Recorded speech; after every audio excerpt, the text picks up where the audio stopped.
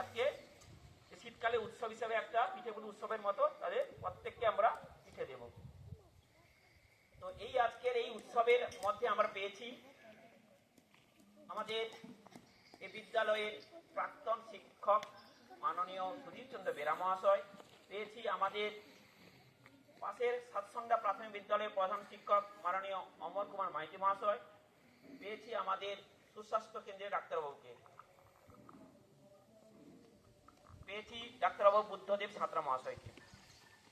আমরা এই খাদ্য উৎসবের যে প্রতিযোগিতা আমাদের বিদ্যালয়ের প্রাক্তন শিক্ষক তথা এই গ্রামেরই মানুষ, এই গ্রামেরই শিক্ষক মহাশয় মাননীয় সুধীর চন্দ্র বেরা মহাশয়কে